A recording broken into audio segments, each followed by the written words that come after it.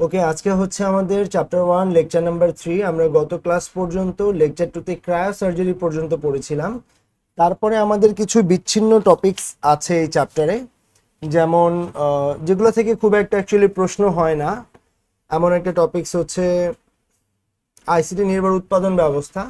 এগুলো হচ্ছে তোমরা রিডিং দিলেই বুঝবা, খুব তেমন কিছু নাই যে আমরা এখন টেকনোলজি ব্যবহার করে কত জায়গায় কিভাবে আমরা প্রোডাকশন লেভেলটাকে বাড়াচ্ছি বিভিন্ন কোম্পানি বা ইন্ডাস্ট্রিতে, সেগুলো নিয়ে এখানে কথাবার্তা বলা আছে। একটাকে রিডিং দিবা। তারপরে প্রতিরক্ষা শিল্পে আইসিটির ব্যবহার কোথায়? সব থেকে বড় ব্যবহার এখন ড্রোন শিল্পে, যেটা হচ্ছে মানববিহীন হেলিকপ্টার, যেটা দিয়ে এখন মোটামুটি সবকিছু নিয়ন্ত্রণে রাখা যায় বা পর্যবেক্ষণের মধ্যে রাখা যায়।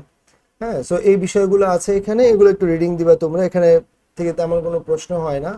প্রশ্ন হতে পারে মানববিহীন হেলিকপ্টার আইসিটির একটা যুগোপযোগী উদ্ভাবন, বলতে পারে এটা কি, তুমি তখন এটাকে ড্রোন বলবা, তারপর এটা সম্পর্কে একটু ব্যাখ্যা করে দিবা।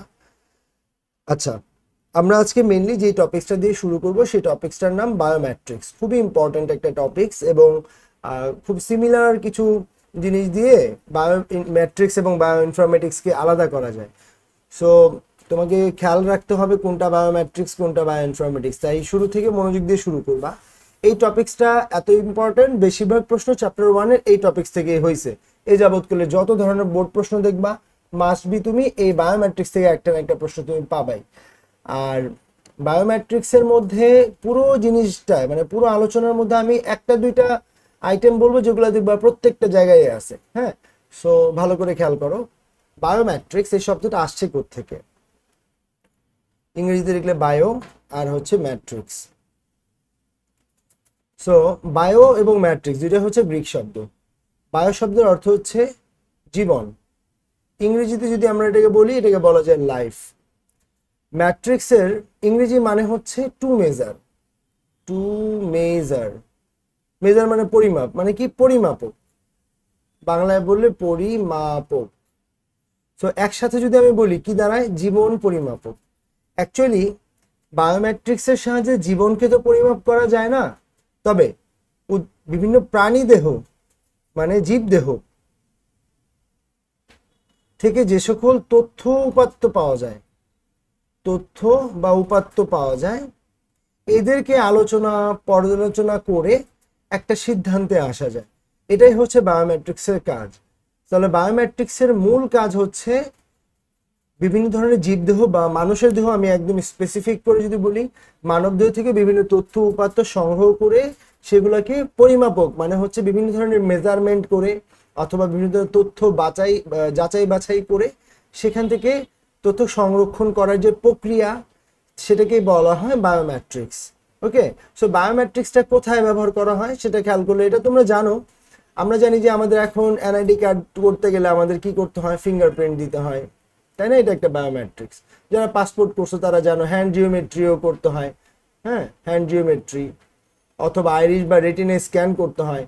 তো এই যে জিনিসগুলো, এগুলো হচ্ছে সব বায়োমেট্রিক্সের অন্তর্ভুক্ত। মানে আমি যে তথ্যগুলো নিব সেগুলো প্রাণী দেহ থেকেই নিব, নিয়ে এগুলাকে সংরক্ষণ করব কম্পিউটারাইজড পদ্ধতিতে এবং বিচার বিশ্লেষণ করে এগুলাকে যদি কোনো কিছুতে মিলাতে হয় সেটাও আমরা করব বায়োমেট্রিক্স পদ্ধতিতে।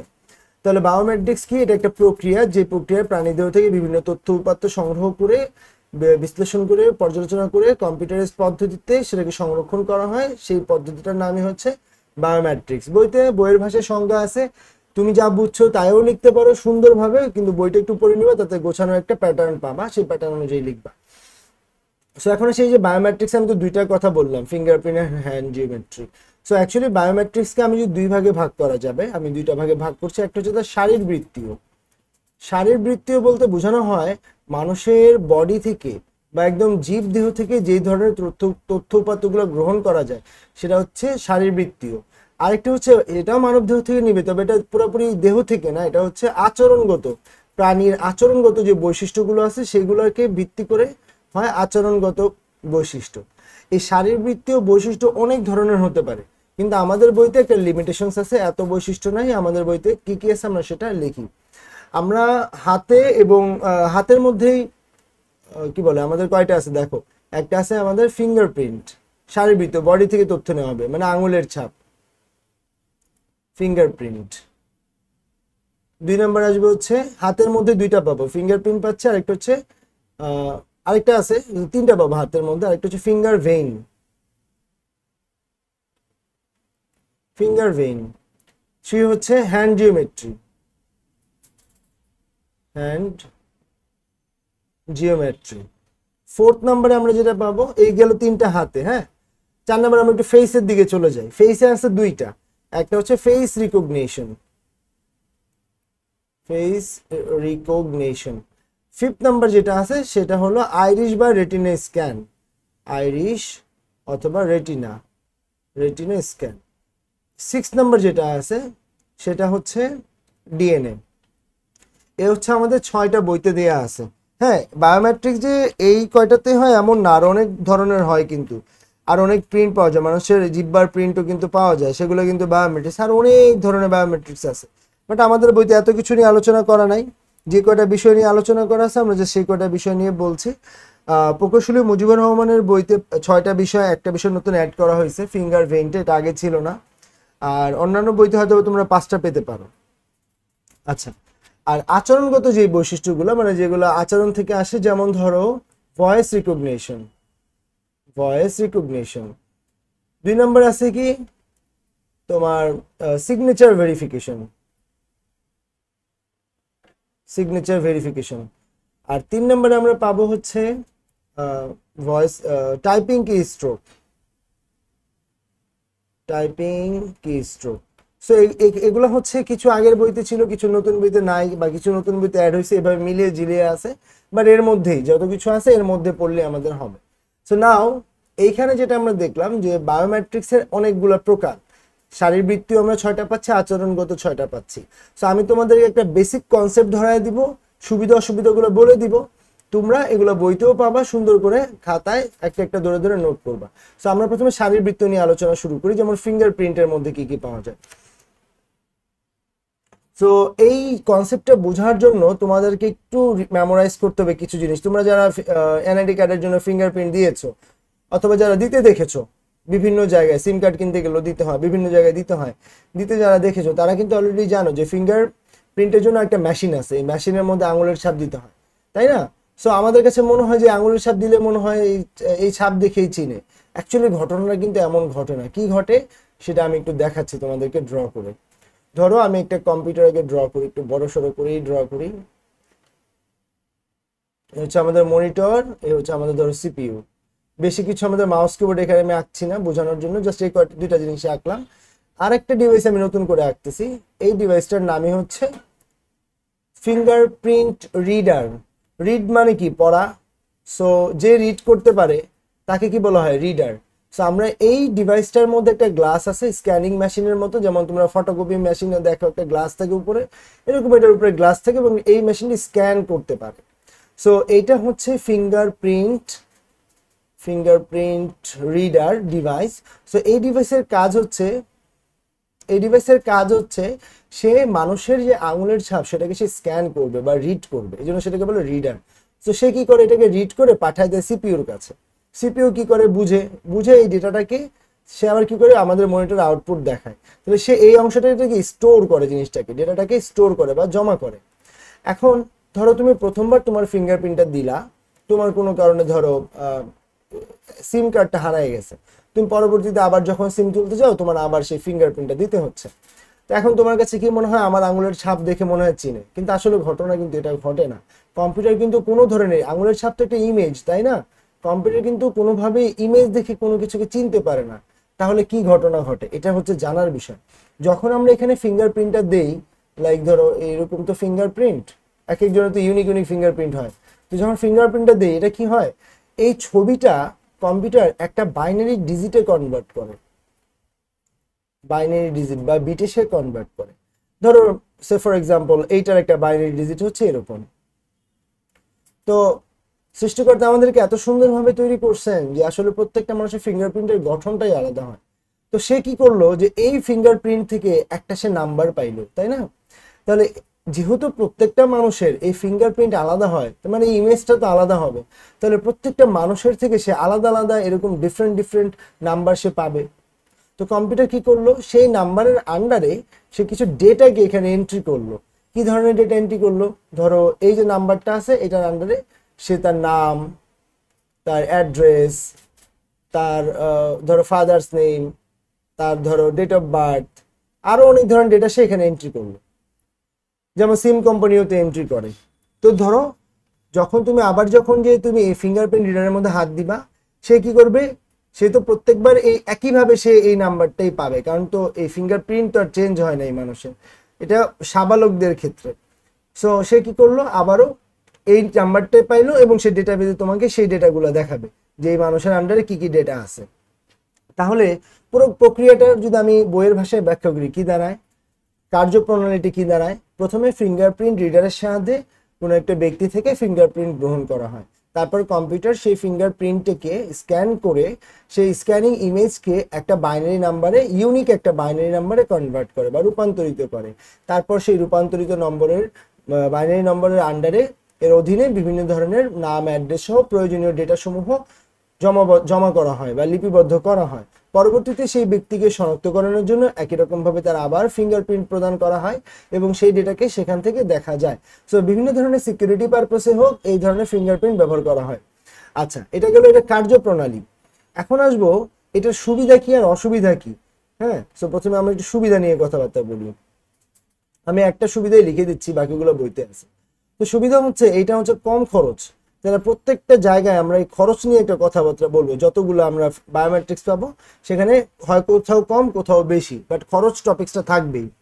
দ্বিতীয়ত হচ্ছে এটার অ্যাকুরেসি, হ্যাঁ, কত পার্সেন্ট সঠিক ফলাফল দেয়। এটার সাধারণত 99.99% সঠিক ফলাফল দিতে পারে। তাহলে আমরা ফলাফল নিয়ে একটু কথাবার্তা বলবো, সঠিক ফলাফল। তারপরে আসবে হচ্ছে এটার স্পিড বা গতি, এটার গতিটা নিয়ে কথা বলবো। গতিটা হচ্ছে একটু দ্রুত গতিতে সে কাজ করে, ওকে। এবং ডিভাইসের যে ইনস্টলমেন্ট চার্জ, মানে ডিভাইসটা যে তৈরি করা হচ্ছে ক্রয় মূল্য, তারপরে ডিভাইসটা এখানে ব্যবহার করার জন্য যে প্রসেস আছে বা যে সেটআপ আছে, এটাকে বলা হয় ইনস্টলমেন্ট। সো ইনস্টলেশন, এই ইনস্টলেশন চার্জটাও তুলনামূলক কম হয়। তাহলে এই গেল বায়োমেট্রিক্সের সুবিধা। অসুবিধাও আছে অবশ্য, যার সুবিধা তার অসুবিধাও থাকবে। সো অসুবিধা জিনিসটা কি কি আছে দেখো। এক হচ্ছে যদি কোনো কারণে আঙুল কাটা যায় তাহলে ফিঙ্গারপ্রিন্ট সঠিক ফলাফল দিবে না। 2 নম্বর, আঙুলে যদি কোনো কারণে ডাস্ট, ময়লা, ধুলাবালি, ঘাম এগুলো থাকে তাহলে সঠিক ফলাফল দিবে না। 3 নম্বর হচ্ছে যারা আর্থাইটিস রোগী, এই আর্থাইটিস রোগীদের জন্য সঠিক ফলাফল দেয় না। বিভিন্ন ধরনের রোগ কিন্তু আছে, যেমন চামড়াজনিত বিভিন্ন ধরনের রোগ আছে মানুষের হাতের, তো এই সকল যারা আছে তাদেরও কিন্তু সঠিক ফলাফল দেয় না। আরেকটা হচ্ছে ইম্পর্টেন্ট, সেটা হচ্ছে নাবালক যারা বা যাদের প্রাপ্তবয়স্ক হয় নাই তাদের জন্য ফিঙ্গারপ্রিন্টে সঠিক ফলাফল দিবে না। তাই ফিঙ্গারপ্রিন্ট গ্রহণের জন্য অবশ্যই এগুলো জিনিস মাথায় রাখতে হবে। পাশাপাশি এটা সুবিধাগুলোর জন্য মানুষ এটা বেশি ব্যবহার করে, অ্যাকুরেসিও বেশি, দ্রুত কাজ করে, কম সময় কম খরচ, এগুলো হচ্ছে তার সুবিধা। ব্যবহার কোথায় আছে, কার্যপ্রণালী বলছি, কার্যপ্রণালী কিভাবে কাজ করে, তারপর এটা নিয়ে কথা বলছি, সুবিধা অসুবিধা। এবার আসি ব্যবহার, কোথায় ব্যবহার করি। এক হচ্ছে এনআইডি, বিভিন্ন ধরনের জাতীয় পরিচয়পত্র তৈরি করার জন্য প্রয়োজন হয়। 2 নম্বর হচ্ছে বিভিন্ন ধরনের স্কুল কলেজের হাজিরা গ্রহণের জন্য, হাজিরা। 3 নম্বর কর্মচারী বা কর্মীদের হাজিরা গ্রহণের জন্য। 4 নম্বর কোনো ধরনের বেতন ভাতা এগুলোর জন্য। 5 নম্বর ব্যবহার করা হতে পারে বিভিন্ন সিকিউরিটি বা নিরাপত্তার স্বার্থে। ধরো তোমার বাসায় তুমি চাচ্ছ তোমার বাড়ির মানুষ ছাড়া আর কেউ যেন ঢুকতে না পারে, তাহলে তোমার সেখানে নিরাপত্তা ডেফিনেটলি প্রয়োজন। তাহলে এই যে নিরাপত্তা গ্রহণ করতে হবে, নিরাপত্তা গ্রহণের জন্য ফিঙ্গারপ্রিন্টটা কিন্তু ব্যবহার করা হচ্ছে, কারণ যেন অন্য কেউ এসে যেন ফিঙ্গারপ্রিন্ট দিয়ে ঘরটা যেন ডোর আনলক করতে না পারে। তাহলে আমাদের এই সকল বিষয়ের জন্য আমরা ফিঙ্গারপ্রিন্টটা ব্যবহার করি। আচ্ছা, এবার সবাই একটু বলো তো বুঝতে পেরেছো কিনা টপিকসটা, কারো কোনো প্রশ্ন থাকলে জিজ্ঞেস করো। তো ফিঙ্গারপ্রিন্ট যদি হয়ে যায় তাহলে আমরা একটু আসি, আমাদের কি কি ছিল। ফিঙ্গারপ্রিন্ট হয়ে গেছে, ফিঙ্গার ভেইন, হ্যান্ড জিওমেট্রি, আমরা হাতের গুলো দেখি একই সাথে। সো ফিঙ্গারপ্রিন্ট এইখানে। সো আমি এই পাশে একটু মার্ক করে নেই দুইটা বিষয়ের জন্য, কারণ এই তিনটা একই রকমের টপিকস, মোটামুটি অ্যান্সারও একই রকমেরই আসবে এখান থেকে। সো নাও এরপর আসবে আমরা ফিঙ্গার ভেইন।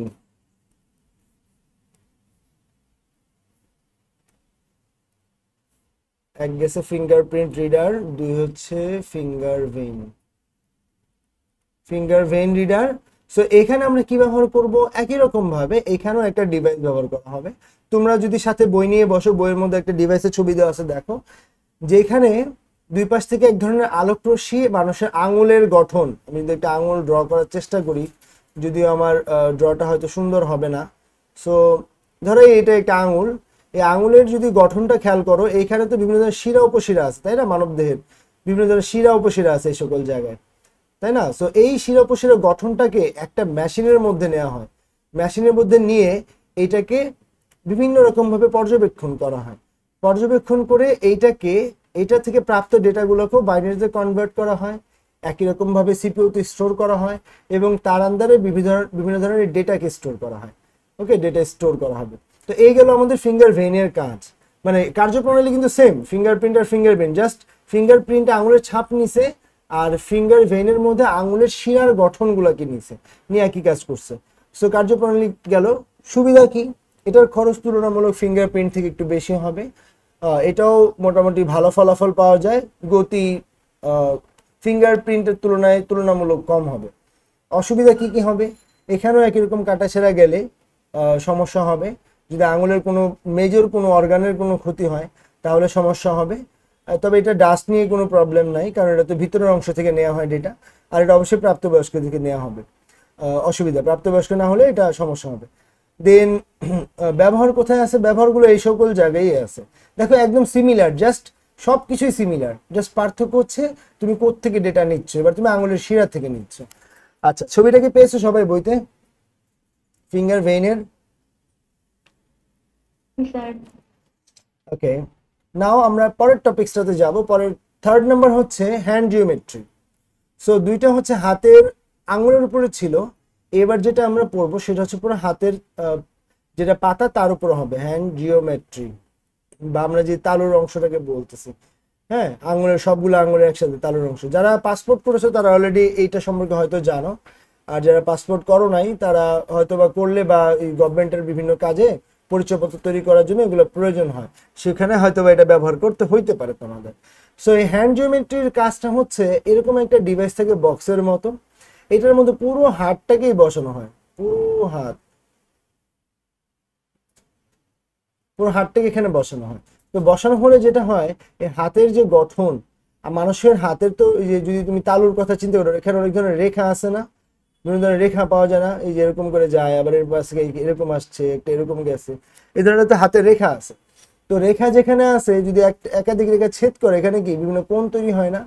তো হ্যান্ড জিওমেট্রি যে কাজ হয়, সে এখান থেকে বিভিন্ন ধরনের কোণ নেয়। আর তুমি যদি চিন্তা করো, হাতের উপরে যদি তুমি বিভিন্ন পেন্সিল দিয়ে বা কলম দিয়ে একটা একটু করে বিন্দু দাও, কতগুলো বিন্দু দিতে পারবা তোমার হাতে? তুমি হয়তো বা সর্বোচ্চ 10,000ই দিবা, 10,000 দিলে তো কিছুই দেখা যায়, 1,000ই দিবা। সে কি করে, এই ডিভাইসের মধ্যে যখন হাতটা রাখা হয়, এটাকে বলা হয় হ্যান্ড জিওমেট্রি রিডার, সবগুলোই জাস্ট রিডার। তো এই রিডারের মধ্যে যখন রাখা হয়, সে হাতের বিভিন্ন রেখার যে গঠন সেটা সে নির্ণয় করবে। তারপর সে কি করবে, হাতের থেকে 30,000-এর বেশি বিন্দু সে গ্রহণ করবে, মানে এত নিখুঁত বিন্দু সে নিবে যেটা সে তার মধ্যে ডেটাবেজ স্টোর করবে। 3 নম্বরে হচ্ছে সে 90টার বেশি কোণ সে নির্ণয় করবে। কোণ, এই যে বিভিন্ন রেখার মধ্যকার যে ছেদবিন্দু বা এই ধরনের কোণগুলা, সে 90টার বেশি সে কোণ নির্ণয় করবে। তাহলে এগুলো হচ্ছে সে মানুষের বডি থেকে নিবে, ডেটা নিয়ে সে একই রকম একই কাজ করবে, ব্যক্তিকে একক অদ্বিতীয়ভাবে শনাক্তকরণের জন্য ব্যবহার করবে। আর এটার সুবিধাও কিন্তু এগুলাই, তবে তুলনামূলক কম ফিঙ্গারপ্রিন্টের তুলনায়। এটা খরচ কিন্তু একটু ব্যয়বহুল, ইনস্টলেশন চার্জটাও একটু বেশি। তারপরে সঠিক ফলাফল ফিঙ্গারপ্রিন্টের তুলনায় কম, গতিও একটু মোটামুটি ধীর গতি, ফিঙ্গারপ্রিন্টের তুলনায় ধীর গতি। আচ্ছা, তারপর আমরা একটু আসবো এটার অসুবিধা কি কি আছে। অসুবিধা হচ্ছে ধীর গতি। একই রকম ভাবে এখানে যদি কাটা সেরা যায়, ডাস্ট থাকে, আর্থাইটিস রোগী হয় বা প্রাপ্তবয়স্ক না হয়, সেখানে প্রবলেম হবে। আচ্ছা, ব্যবহার আসবো আমরা। ব্যবহার হচ্ছে এটা এনআইডি কার্ড, স্কুলে, এই যে একই রকম ব্যবহারগুলো সব একই জায়গায়, বা কোনো ব্যক্তিকে শনাক্তকরণের জন্য ব্যবহার করা হয়। সব জায়গায় তুমি শনাক্তকরণ এই কথাটা বলতে পারো, শনাক্তকরণ জন্য ব্যবহার করা হয়। সো এইগুলো আমাদের মোটামুটি ফিঙ্গারপ্রিন্ট, ফিঙ্গার ভেইন এবং হ্যান্ড জিওমেট্রি, মানে হাতের যে 3টা পার্ট ছিল সেগুলো নিয়ে কিন্তু কথা বলা শেষ। তারপর আমরা একটু আসবো, সরি, ফেসের বিষয় নিয়ে কথাবার্তা বললো। ফেসে আমাদের দুইটা আছে, একটা 4th নাম্বার, একটাকে বলা হয় ফেস রিকগনিশন, আর দ্বিতীয় যে পঞ্চম যে বিষয়টা, এটাকে বলা হয়েছে ডিএনএ, সরি ডিএনএ না, আইরিশ বা রেটিনা স্ক্যান, আইরিশ।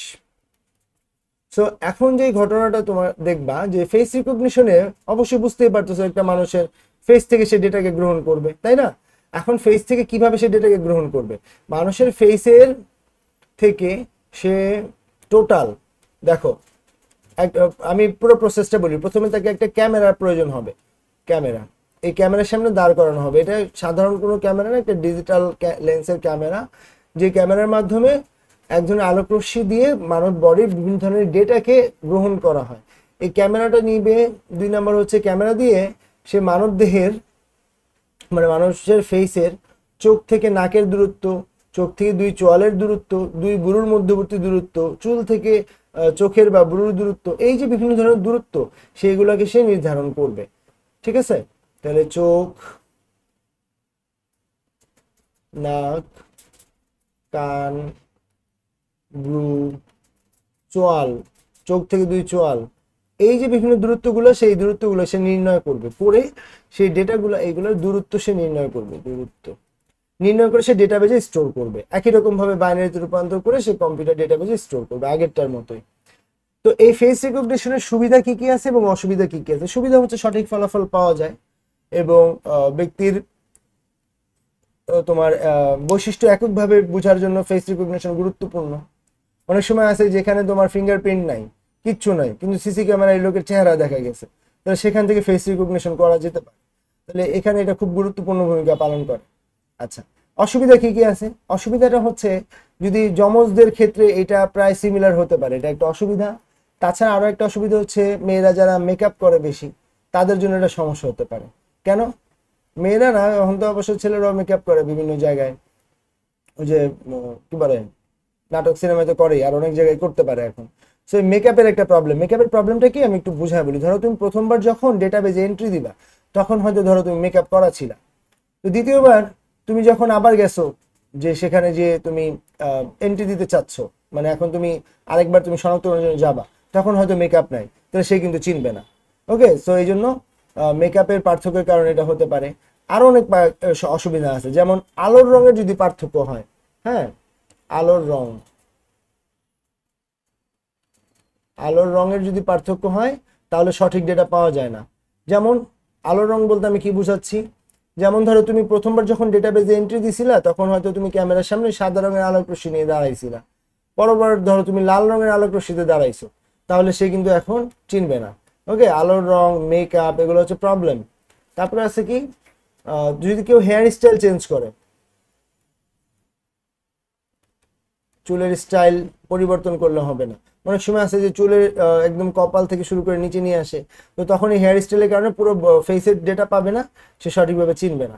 আচ্ছা, তারপরে আছে কি, সে যদি কোনো গ্লাস, চোখে কোনো গ্লাস পরিধান করে, হ্যাঁ, এরপরে আছে কি বিভিন্ন ধরনের অর্নামেন্টস বা গহনা যদি কেউ ব্যবহার করে, তাহলে গহনা পরে একবার নিচে ডেটা, আবার গহনা ছাড়া একবার নিচে, এবার কম্পিউটার থেকে আর চিনবে না। ওকে, সো এই ধরনের ডেটা সঠিকভাবে পাওয়া যায় না। সো এইগুলো আমাদের অসুবিধাগুলো বললাম। নাও সুবিধাও তো বলছি, অসুবিধাও বলছি, আমাদের দুইটা পার্টি বলা শেষ মোরলেস। এখন বিষয় হচ্ছে আইরিশের বিষয় নিয়ে কথাবার্তা বলবো। আইরিশ কিভাবে কাজ করে বা রেটিনা কিভাবে কাজ করে? পূর্ববর্তীতে দেখা যায় অনেক সময় রেটিনা নিয়ে কাজ করা হতো, এখন মোটামুটি আইরিশ রেটিনা এটা সব থেকে সিকিউর। এই যতগুলো বললাম না, এক হচ্ছে ফিঙ্গারপ্রিন্টটা সিকিউর, আর এটাও কিন্তু সিকিউর। এর পিছনে অনেকগুলো কারণও আছে। আইরিশ বা রেটিনা স্ক্যান বা আইরিশ স্ক্যানিং বলতে এখন চোখের মানুষের যে মণি, তোমরা তো জানো যে আমরা যে দেখি, আমরা এটাকে তো কর্নিয়াও বলা হয়, হ্যাঁ, এই যে ভিতরে যে কালো অংশটা আমরা দেখি, এই যে অংশটায়, একটা মিনিট, তোমরা যদি কখনো খেয়াল করো, এটার রং কিন্তু এক একজনের এক এক রকম হয়। যদি আমরা কিন্তু বেশিরভাগ কালোই দেখি, কিন্তু এটার পাশ দিয়ে যে কালারটা আছে, এটা এক এক মানুষের এক এক রকম হয়। ইনফ্যাক্ট শুধুমাত্র কালার না, এই যে মনির গঠনটা আছে না, ধরো একটু বড় করে রাখলাম, এই গঠনটা দেখবে কারো এরকম চাকার মতো গঠন, কারো হয়তো দেখবে এরকম এরকম এরকম গঠন, মানে চাকার জায়গায় বক্ররেখা, হ্যাঁ এরকম গঠন। তো এক একজনের কিন্তু মনির গঠন এক এক রকম। তোমাদের সামনে বইটা আছে, তোমরা বইটা দেখলেও বুঝবা, সেখানে চোখের মনির গঠন নিয়ে অনেকগুলো গঠন দেয়া আছে। তো এই ধরনের গঠন যদি থাকে, সেই গঠনগুলো দেখে ব্যক্তিকে এককভাবে শনাক্তকরণ করা যায়। তবে এইটার জন্য আমাদের সেই আইরিশ স্ক্যানার নামে একটা ডিভাইস ব্যবহার করতে হয়। যারা করছো এনআইডি কার্ড করতে দিছো তারা অলরেডি জানো, যারা জানো না তারা এনআইডি কার্ড করতে দিলে দেখবা তোমাকে এরকম চোখে একটা আইরিশ স্ক্যানার মেশিন পরানো হবে, বলবে বড় বড় করে তাকাইতে, এবং একটা আলোর মতো একটা ফ্ল্যাশ, ছবি তোলার মতো একটা ফ্ল্যাশ জ্বলবে এবং তোমার ডেটাকে নিয়ে নেওয়া হবে কম্পিউটারে। সো এই ধরনের ডিভাইসের মাধ্যমে আইরিশ বা রেটিনা স্ক্যান করা হয় এবং মনির গঠন এবং রং এর পার্থক্য, প্রত্যেকটা মানুষের কিন্তু এই গঠনের এবং রং কিন্তু আলাদা আলাদা হয়। এই রঙের পার্থক্য এবং গঠনের পার্থক্য দেখে সেই ব্যক্তিকে একক অদ্বিতীয়ভাবে শনাক্তকরণ করা যায় আইরিশ স্ক্যানের মাধ্যমে। এবং এটা এখন খুবই পপুলার একটা আইটেম, কারণ আমাদের সকল জায়গায় এখন আইরিশ স্ক্যান নিয়ে ব্যবহার করা হচ্ছে। ফিঙ্গারপ্রিন্ট কিন্তু চাইলে নকল করা যেতে পারে, বিভিন্ন প্রসেসে নকল করে মানুষ, কিন্তু আইরিশ তো কেউ নকল করতে চায় না বা পারে না, কারণ মানুষ আর যেহেতু চোখ নিয়ে কেউ নকল করা বা কোনো রিস্ক নিতে চায় না। সো এইটা অনেক পপুলার এবং ইউরোপ আমেরিকা অনেক কান্ট্রি বা অনেক জায়গায় আছে এখন হচ্ছে পাসপোর্টের এগেনস্টে আইরিশ বা রেটিনা স্ক্যানই একমাত্র হিসেবে ধরা হচ্ছে। এবং পাসপোর্ট তো অবশ্যই প্রয়োজন হবে, তবু এটা রিপ্লেসমেন্টে অনেক জায়গায় দেখা যায় আইরিশ স্ক্যানই করা হয়। সো এটা গেল আমার মোটামুটি বিষয়াদি আইরিশ বা রেটিনা স্ক্যানের বিষয়। আচ্ছা, এটা সুবিধা কি কি আছে? সঠিক ফলাফল পাওয়া যায়, একদম নিখুঁত ফলাফল পাওয়া যায় শতভাগ। তারপরে হচ্ছে এটা সময় উপযোগী, তারপর এটা দ্রুত ফলাফল প্রদান করে। অসুবিধা হচ্ছে তোমার চোখের যদি কোনো কারণে কেউ লেন্স পরে, চোখের মধ্যে লেন্স অনেক সময় আছে, অনেকে অপারেশনের কারণে লেন্স পরে, অথবা অনেকে স্টাইলের জন্য লেন্স পরে, অথবা আবার অনেকে আছে তোমার লেন্স বা সানগ্লাস বা গ্লাস পরে, হ্যাঁ, বা চোখের যদি কোনো মেজর একটা অপারেশন হয় বা ছানি পড়ে, তাহলে সঠিক ফলাফল পাওয়া কিন্তু যায় না।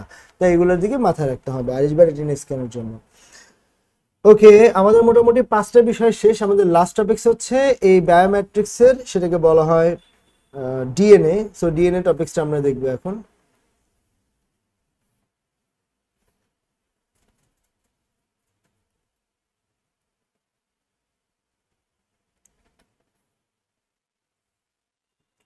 6 নাম্বার ডিএনএ। ডিএনএ শব্দের পুনরূপ হচ্ছে ডিঅক্সি রাইবো নিউক্লিক অ্যাসিড। এটা বানানটা খুব ভালো করে মুখস্থ করে ফেলবা, বইতে দেওয়া আছে ডিএনএ এর পুনরূপ। সো এই ডিএনএ গঠন হচ্ছে প্রত্যেকটা মানুষের জন্য আলাদা আলাদা হয়, প্রতিটা সাবালক মানুষের জন্য ডিএনএ গঠন আলাদা আলাদা হবে। এবং এই ডিএনএ গঠনটা তোমরা হয়তোবা যারা সায়েন্স স্টুডেন্ট তারা তো জানো যে ডিএনএটা দেখতে এরকম দ্বিসূত্র পেঁচানো সুতার মতো। এটার মধ্যে 4টা উপাদান থাকে এইভাবে ATCN, তাই না? অ্যাডেনিন, গুয়ানিন, সাইটোসিন, থায়ামিন, এই ধরনের 4টা উপাদান থাকে কিন্তু, তাই না? সো এখন আসবো আমরা এই যে তোমার ডিএনএ এর যে গঠন, এই গঠনটা কিভাবে সে নির্ণয় করে এবং ডিএনএ কোথায় ব্যবহার করে। তোমাকে আমি আগে একটা এক্সাম্পল দিই। ধরো কোনো জায়গায় কোনো একটা ক্রাইম হয়েছে, তো সেই জায়গায় একটা ডিএনএ রিপোর্ট দরকার। সো যখন সে ডিএনএ রিপোর্ট নিবে, সে কি করবে? 2 পক্ষ বা 3 পক্ষ যত পক্ষে থাকবে সবার ওখানে যে আলামতগুলো আছে সেগুলো সে গ্রহণ করবে। গ্রহণ করে সেগুলো থেকে একটা ডিএনএ বের করে নিবে। ডিএনএ বের করে একটা টেস্ট টিউবের মধ্যে সে রাখবে, বা পর্যাপ্ত বা নির্ধারিত টিউবের মধ্যে সে রাখবে। রেখে সে ডিএনএটাকে রাখলো। এরপর যাদেরকে সন্দেহ করা হচ্ছে সেই সকল মানুষ থেকেও তারা ডিএনএ গ্রহণ করবে, করে সেইগুলোকেও নিবে, নিয়ে এই 2টা ডিএনএ কে ম্যাচ করাবে। ঠিক আছে? সো এটা হচ্ছে ডিএনএ বা ডিঅক্সিরাইবোনিউক্লিক অ্যাসিডের কাজ। এবং ডিএনএ পাওয়া যায় কোথায়, এটা হচ্ছে বিষয়। মানুষের বডির যে কোনো অঙ্গ থেকে ডিএনএ পাওয়া সম্ভব, তোমরা অলরেডি জানো, কারণ বেশিরভাগই সায়েন্সে।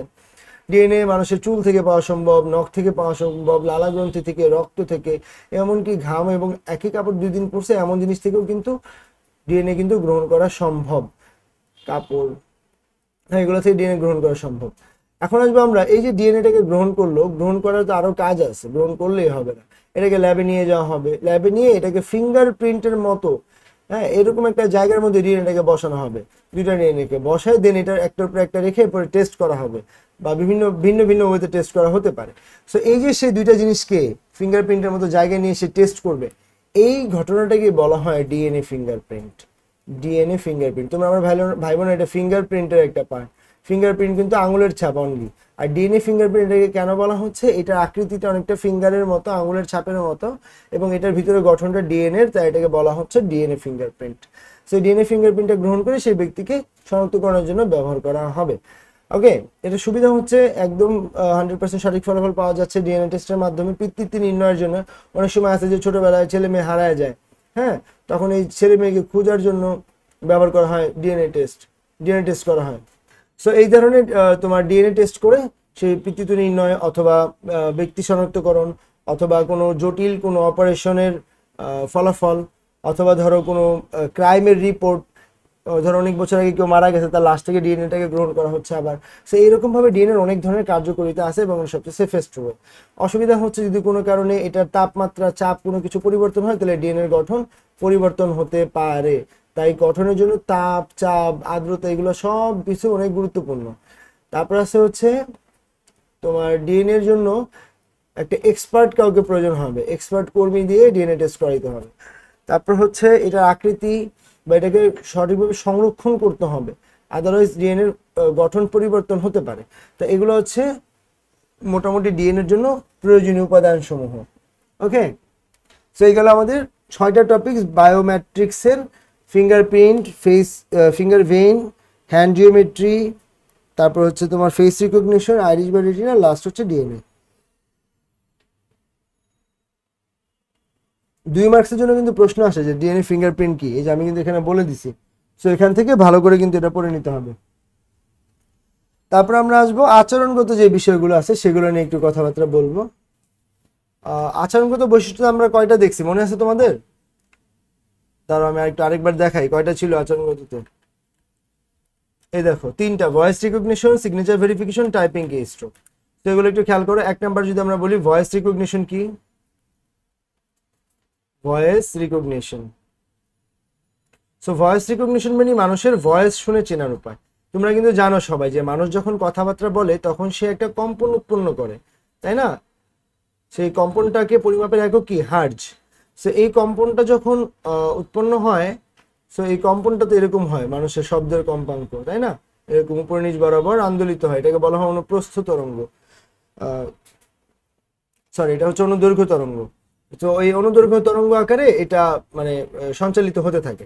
এখন খেয়াল করো এই যে জিনিসটা, হ্যাঁ, এই যে হার্জ, এটাকে একটা ডিভাইসের মাধ্যমে এটাকে গ্রহণ করা হয়। তোমরা কিন্তু অনেকে ওকে গুগল বলে মোবাইলে গুগলকে ইউজ করে থাকো, তাই না? অথবা যারা অ্যাপেল ইউজার আছে তারা দেখা যায় হেই সিরি বলে তোমার মোবাইল ফোনে ব্যবহার করে, তাই না? সো এটা তো তাদের কি একটা কলিং এর নেম। বাট যখন মোবাইল ফার্স্টে কিনছে এটাকে সেট করার জন্য যে তোমার ভয়েস শুনে সে যে তোমাকে রেসপন্স করবে, এটার জন্য কিন্তু তাকে ফার্স্টে চিনাইতে হয়েছে তোমার ভয়েসটা। তুমি 3বার 4বার হেই সিরি বলছো বা 5-4বার ওকে গুগল বলছো, বা যদি কেউ বাসায় অ্যালেক্সা ব্যবহার করে থাকো, গুগলের অ্যামাজনের অ্যালেক্সা বা গুগল নিয়েও ব্যবহার করে থাকো যেগুলো অ্যাসিস্ট্যান্ট, সো এগুলোকে যদি ব্যবহার করো তাহলে দেখবা এখানে তুমি আগে তোমার ভয়েসটা দিয়ে তাকে সাথে পরিচয় করাইতে হয়, তারপর তুমি তাকে যা কিছু বলবা তোমার কথা শুনে সে সেই অনুযায়ী রেসপন্স করবে। তাহলে সে কি করে, এখানে হার্জ বা কম্পাঙ্ক সে গ্রহণ করে সে অনুযায়ী সে কাজ করে। ভয়েস রিকগনিশন গেল একটা। এটা গুলো আচরণগত। দেখো এটা কেন আচরণগত, তুমি চাইলে ভয়েসটাকে হাই লো করতে পারো, তুমি চাইলে ভয়েসটা একটা কথা না বলে আরেকটা কিছু বলতে পারো। So this is the problem. So এটা হচ্ছে ভয়েস রিকগনিশন। সুবিধাও আছে অসুবিধাও আছে এবং এটা চেঞ্জ করা যায়, তাই এটাকে বলা হয় আচরণগত। আর যেগুলোর উপর তোমার কোনো হাত নাই, চেঞ্জ করতে পারো না, সেগুলো হচ্ছে শারীরবৃত্তীয়।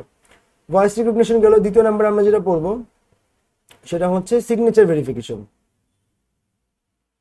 মানুষের সিগনেচার একটা এনআইডি কার্ড যারা করছো তারা জানো একটা ডিজিটাল প্যাডের মধ্যে তোমাকে সিগনেচার দেওয়া হবে। তো যখন তুমি সিগনেচারটা দিবা, সিগনেচার দেওয়ার সময় তোমার চাপ, হাতের আঙুলের ছাপ, কি বলে, তুমি কতটুকু প্রেসার দিয়ে বা চাপ দিয়ে তুমি লিখছো সেটা দেখবে। কোন সাইন থেকে কোন সাইনে তুমি গেছো, কোন জায়গায় তুমি পরে দিছো ফুল স্টপ বা কোন জায়গায় আগে দিছো, কোথায় তুমি যে শেষ করছো, কতটুকু সময় লাগলো, এগুলোকে সব সে নির্ধারণ করবে। নির্ধারণ করে সে ডেটাবেজে এন্ট্রি রাখবে। আর লাস্ট টপিক হচ্ছে typing keystroke. So typing কি স্ট্রোক হচ্ছে তোমাকে দিয়ে টাইপ করানো হবে যে তুমি কতটুকু স্পিডে তুমি টাইপ করতে পারো। এটাকে বলা হয় ডাব্লিউপিএম। ডাব্লিউপিএম মানে হচ্ছে word per minute, word per minute বা বলা হয় ডাব্লিউপিএম। সো সেই ডাব্লিউপিএম অনুযায়ী তোমাকে চেক করা হবে। ধরো তুমি আই লাভ বাংলাদেশ এই কথাটা তুমি লিখতে যাচ্ছ, সো এই যে কথাটা তুমি লিখবা এটার জন্য তোমার কতটুকু সময় লাগতেছে, তুমি কোন কোন কির উপরে কি পরিমাণ প্রেশার দিচ্ছ, সো এই বিষয়গুলোকে সে নির্ধারণ করবে টাইপিং কি স্ট্রোকের মাধ্যমে। স্ট্রোক, সো এখানে কিবোর্ডের কথা বলা হচ্ছে। টাইপিং কি স্ট্রোক গণনা করা হয় বা হিসাব করা হয় কম্পিউটারে কিবোর্ডের মাধ্যমে এবং এর একটা ডিজিটাল কিবোর্ড। সো এগুলো হচ্ছে আচরণগত। তুমি এখানে চাইলে কোনো কিছু চেঞ্জও করতে পারো, তো এগুলো আচরণগত। আর যেগুলো চেঞ্জ করতে পারো না সেগুলো হচ্ছে শারীরবৃত্তীয়। আমরা আমাদের নেক্সট টপিকে মুভ করি। নেক্সট টপিক্সের নাম হচ্ছে বায়ো ইনফরমেটিক্স। সো বায়োইনফরমেটিক্স জিনিসটা কি অ্যাকচুয়ালি, দেখো এটাকেও যদি তুমি একটু সন্ধি বিচ্ছেদের মতো ভাগ করো, বায়ো ইনফরমেটিক্স। সো বায়ো এটা তো জানো লাইফ মানে জীবন, ইনফরমেটিক্স শব্দটা আসছে ইনফরমেশন থেকে। সো জীবন সংক্রান্ত তথ্য, এখানে আসলে মানুষ বা প্রাণী সম্পর্কে বলা হচ্ছে না, এখানে কমপ্লিটলি আলোচনা করা হয়েছে উদ্ভিদ সংক্রান্ত বিষয় নিয়ে। তো বায়োইনফরমেটিক্সটা ডিপেন্ড করে উদ্ভিদ সংক্রান্ত বিভিন্ন তথ্য উপাত্ত নিয়ে কাজ করবে। আচ্ছা, সো তাহলে আমরা যদি বলি উদ্ভিদ সংক্রান্ত বিভিন্ন তথ্য উপাত্ত নিয়ে বিজ্ঞানের যে শাখায় কাজ করা হয় সেটা হচ্ছে বায়োইনফরমেটিক্স। এখন তুমি আমাকে বলতে পারো আমাদের উদ্ভিদ সংক্রান্ত তথ্য নিয়ে কেন কাজ করতে হবে? সো বিষয়টা হচ্ছে উদ্ভিদের জীবন চক্রে অনেক কিছু ঘটে।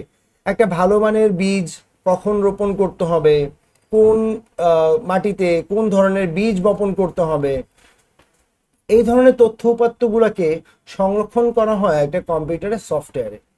ওকে, একটা কম্পিউটার সফটওয়্যার, এই সফটওয়্যারের কাজ কি? সে হচ্ছে তোমাকে বিভিন্ন ধরনের তথ্য উপাত্তকে বিচার বিশ্লেষণ করে একটা মোটামুটি সিদ্ধান্তের জন্য রেডি করে দিবে।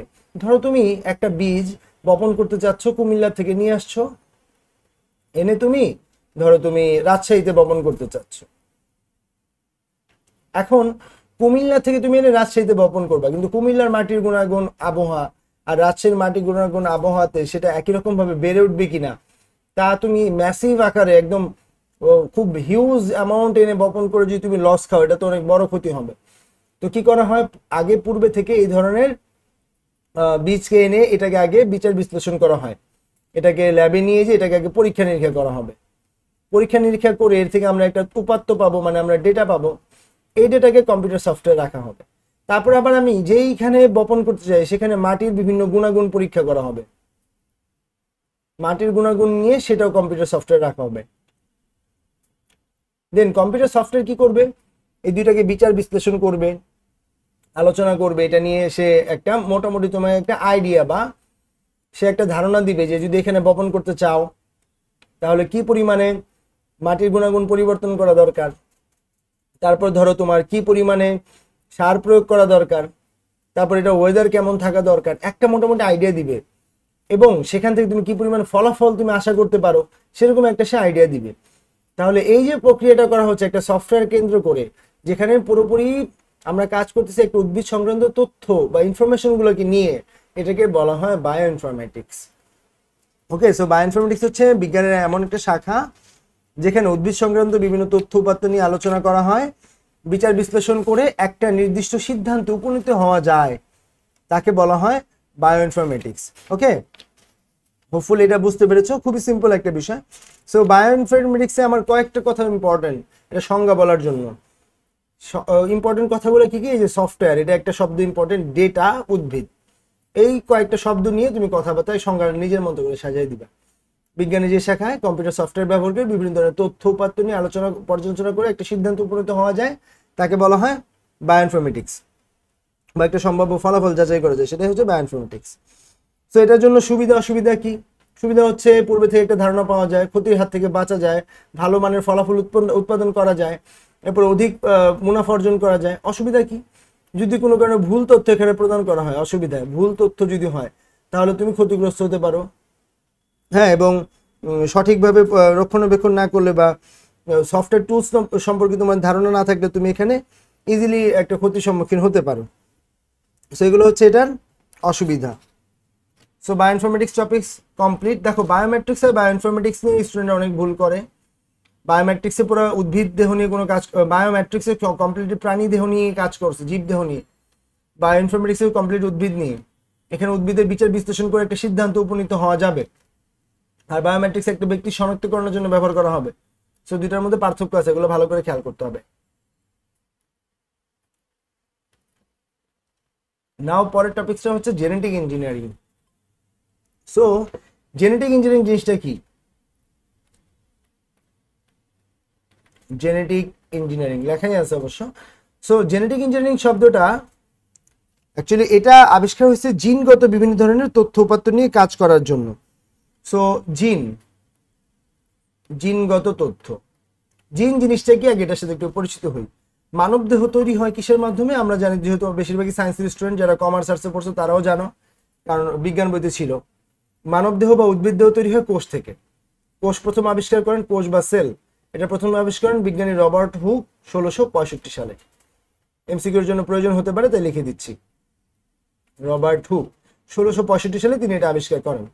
এখন এই সেলকে যদি আমরা ভাঙি, বা সেলের মধ্যে কি কি পাওয়া যায়, বিভিন্ন ধরনের অঙ্গাণু থাকে না, ribosome, nucleus, nucleolus, endoplasmic reticulum, কোষ গহ্বর, প্লাস্টিড, আরো অনেক কিছু থাকতে পারে। এখন এর মধ্যে আমার কাছে ইম্পর্টেন্ট বিষয় হচ্ছে সেল। সেলের মধ্যে আমরা পাচ্ছি নিউক্লিয়াস, তার মধ্যে আমরা পাচ্ছি নিউক্লিওলাস, তার মধ্যে আমরা পাবো ক্রোমোজোম, এই ক্রোমোজোমের মধ্যে আমরা পাবো জিন, এই জিনের মধ্যে আমরা পাবো ডিএনএ। সো আমরা এই পর্যন্ত এখানে এসে লক হয়ে গেলাম, ডিএনএ আমরা একটু পরে আবার পড়বো। সো এখানে হচ্ছে তোমার জিনগত আমার কাজ করতে হবে।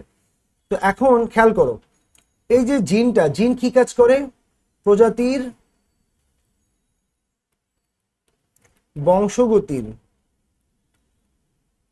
বংশগতির ধারক ও বাহক। জিনের মূল কাজ এটা। কেমনে? একটা মানুষের সন্তান দেখতে মানুষের মতোই হবে, মানুষের বৈশিষ্ট্য মানুষের মতো হবে। একটা গরু যদি তুমি চিন্তা করো, আমি আঁকতে পারি না, ধরে নাও এটাই গরু, সো এটার সন্তান গরুর মতোই হবে, তাই না? মানে এর বাচ্চা। তো এই যে তার যে দেখতে একরকম হবে, আচার আচরণ একরকম হবে, বৈশিষ্ট্য একই রকম হবে, এই যে প্রজাতির বংশগতির ধারা, এটা বজায় রাখে হচ্ছে জিন। এবার মানুষের ভিতরে আরো স্পেসিফিকলি বলি, ধরো কারো দাদা, চিত্র আঁকি একটা, ধরো তো কারো দাদা, এরপর আসছে তার বাবা,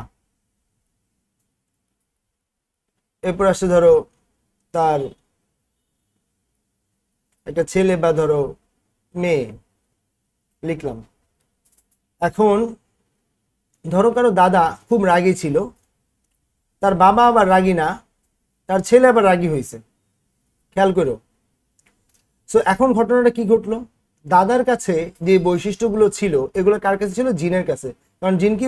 প্রজাতির বংশগতির ধারক ও বাহক, বিভিন্ন ধরনের বৈশিষ্ট্য সে আনয়ন করে বংশ পরম্পরায়। সো যেটা ঘটে, ধরো দাদার কাছে দাদা খুব রাগী ছিল, বাবা রাগী হয় নাই, তার কাছে কিন্তু এই জিনটা আসছিল, বাট সে কিন্তু আত্মপ্রকাশ করে নাই। কিন্তু এই জিনটা আবার যখন ছেলের কাছে গেছে, সে কিন্তু আবার আত্মপ্রকাশ করছে। ওকে, তাহলে ঘটনাটা কি ঘটলো? সকল বৈশিষ্ট্যই এই দাদা দাদির থেকে সকল বৈশিষ্ট্য তার বাবার কাছে আসছিল, আবার তার বাবার থেকে সকল তার ছেলের কাছে কিন্তু গেছে, কিন্তু সবগুলো কিন্তু প্রকাশ করে নাই। তাহলে কিছু কিছু জিন হয় যারা আত্মপ্রকাশ করে, মানে তার বৈশিষ্ট্য প্রকাশ করে, তাদেরকে বলা হয় প্রকট জিন। যারা বৈশিষ্ট্য প্রকাশ করে না, তাদেরকে বলা হয় প্রচ্ছন্ন জিন। এগুলো আমাদের জিনের দুইটা কোয়ালিটি। তাহলে এইখানে যে জিনটা ছিল, এটা এখানে এসে প্রচ্ছন্ন ছিল, আবার এখান থেকে এখানে এসে প্রকট হয়ে গেছে। তাহলে জেনেটিক ইঞ্জিনিয়ারিং আমি এখানে বুঝাইলাম একটা মানুষ দিয়ে, একরকম ভাবে একটা উদ্ভিদের ক্ষেত্রেও কিন্তু এটা অ্যাপ্লিকেবল। একটা গোলাপ ফুলের চারা দেখতে গোলাপ ফুলের মতোই হবে। এখন আমি তোমাদেরকে একটা পারফেক্ট এক্সাম্পল দিব জেনেটিক ইঞ্জিনিয়ারিং কোথায় কোথায় ব্যবহার করা হয়। ধরো আমি তিনজনের এখানে নাম ধরে আমি তিনটা বক্স আঁকতেছি।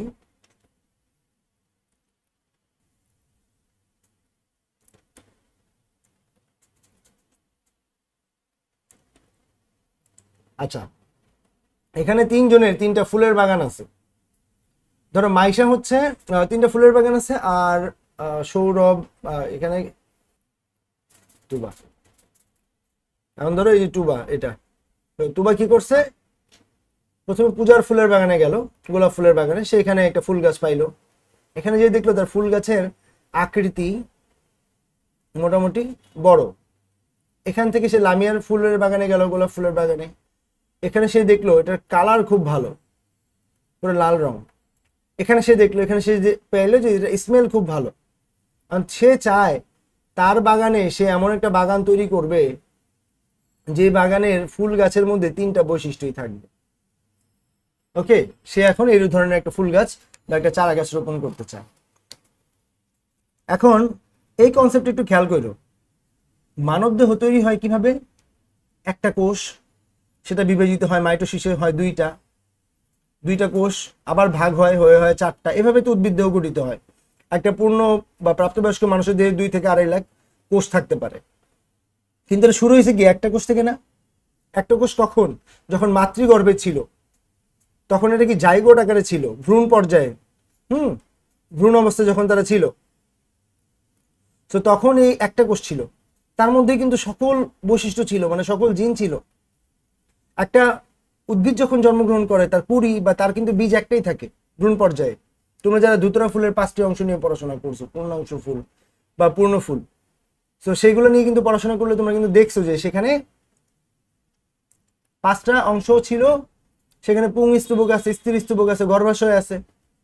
এই যে গর্ভাশয়, সেখানেও কিন্তু এইভাবে বিভিন্ন ধরনের বৈশিষ্ট্যগুলো তার কাছে থাকে। তো এখন তুবা চাচ্ছে যে তার এই বাগানের মধ্যে যে ফুল গাছ হবে সেটা 3টা বৈশিষ্ট্য থাকবে, সেটা কিভাবে বানাবে। সে কি করলো, একটা ফুল গাছের গর্ভাশয়, সেইখানে সে চাইলো 3টা ফুল গাছের বৈশিষ্ট্য দিবে। এখন পূজার যে ফুল গাছ, এই ফুল গাছে অবশ্যই এমন একটা জিন আছে যে জিনের কারণে তার আকৃতিটা বড় হয়, কারণ বৈশিষ্ট্য তো জিন থেকেই পায়।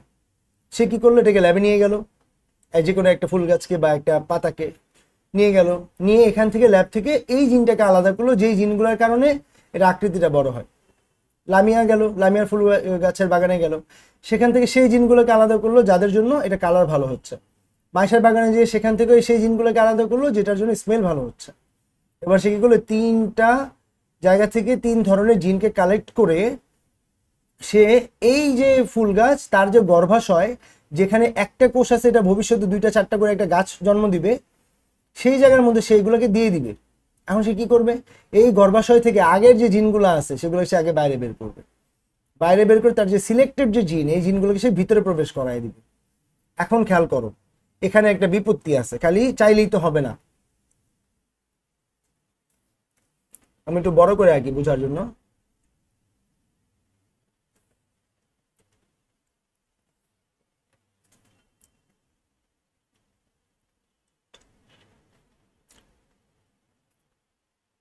ধরো এর গর্ভাশয়ের মধ্যে সে পুশ করতে চায়। এখন এইখানে কি ঘটবে, এগুলো তো সব বিচ্ছিন্ন জিনিস, তাই না? তার তো এগুলোকে একসাথে একটা প্যাকেটে নিতে হবে। তখন সে আবার কি করে, তোমরা জানো যে ভাইরাস কি অকোষীয় আর ব্যাকটেরিয়া কি এককোষী। সে একটা ব্যাকটেরিয়ার হেল্প নেয়, এই ব্যাকটেরিয়ার নাম ইকোলাই ব্যাকটেরিয়া বা এস্কারিয়া কোলাই ব্যাকটেরিয়া। এই এককোষী ব্যাকটেরিয়ার যে কোষটা সেটা নেয়, নিয়ে এটার কোষ থেকে, এটার কোষের মধ্যে অবশ্যই কিছু অঙ্গাণু আছে, সে কি করবে, দাঁড়া আমি 2টা ভাগ করি তাহলে বুঝতে ইজি হবে। সে কি করবে, এখান থেকে এটার যে কোষের যে অঙ্গাণু ব্যাকটেরিয়া, এগুলো সব বাইরে বের করে দিবে, আউট করে দিবে। দিয়ে সে এই যে জিনগুলো কালেক্ট করছে, এই জিনগুলোকে, যেগুলো সে কালেক্ট করছিল, এই জিনগুলো সে ভিতরে প্রবেশ করে দিবে। জিন, সিলেক্টেড জিন যেগুলা, ভিতরে প্রবেশ করায় দিবে। এখন সে যখন এটাকে ভিতরে প্রবেশ করাবে, তখন এই যে এটা ইকোলাই ব্যাকটেরিয়ার যে প্যাকেট বা আবরণ, এটা হচ্ছে কি তার কাঙ্ক্ষিত যে জিনগুলো দরকার ছিল, সবগুলো জিনের প্যাকেট হয়েছে। এই প্যাকেটটাকে সে এবার এই গর্ভাশয়ে দিয়ে দিবে। এই গর্ভাশয় দিয়ে দিলে এখান থেকে যে উদ্ভিদটা তৈরি হবে, তার বৈশিষ্ট্য কি, এই যে জিনগুলোর বৈশিষ্ট্য তাদের মতো হবে ডেফিনেটলি, কারণ সে তো সিলেক্ট করে করে জিনগুলোকে দিছে এখানে। তাহলে এইভাবে একটা নতুন করে একটা উদ্ভিদ তৈরি করা সম্ভব, যেখানে সিলেক্টেড জিনগুলোকে নিয়ে একটা ইকোলাই ব্যাকটেরিয়ার মাধ্যমে একটা প্যাকেট তৈরি করে সেটাকে নতুন একটা উদ্ভিদের গর্ভাশয়ের মধ্যে ভ্রূণ পর্যায়ে দিয়ে দেওয়া হয়। দিলে সেখান থেকে যে উদ্ভিদ তৈরি হয়, তার বৈশিষ্ট্যগুলো, তার সিলেক্টেড যে বৈশিষ্ট্য বা নির্ধারিত যে জিনের বৈশিষ্ট্য, সেই জিনের মতোই বা কাঙ্ক্ষিত জিনের বৈশিষ্ট্য অনুযায়ী হয়। এটাকেই বলা হয় জেনেটিক ইঞ্জিনিয়ারিং, যেখানে তুমি উদ্ভিদের জিনগুলোকে পরিবর্তন করতে সক্ষম বা জিনগতভাবে কোনো কিছুকে তুমি পরিবর্তন করতে পারো, সেটাকে বলা হচ্ছে জেনেটিক ইঞ্জিনিয়ারিং। ওকে, সো এই জেনেটিক ইঞ্জিনিয়ারিং করার ফলে কি ঘটে, এটা হচ্ছে বিষয়।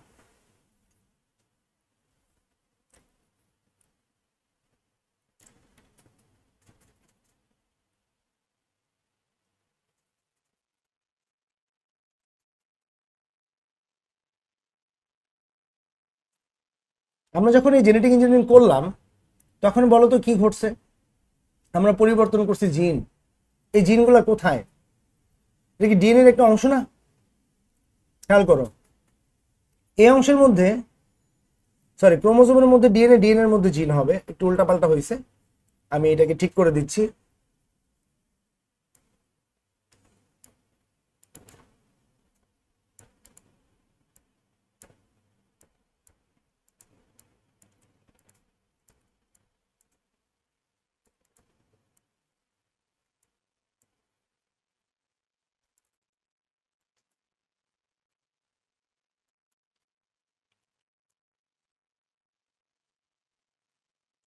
সো ক্রোমোজোমের মধ্যে থাকে ডিএনএ, ডিএনএর মধ্যে থাকে জিন। তাহলে ডিএনএ এর মধ্যে যদি জিন থাকে এর মানে কি দাঁড়ায় বলো তো? আমি যখন একটা জিনিসের জিন পরিবর্তন করতেছি, জিন, তখন কি হচ্ছে এইটার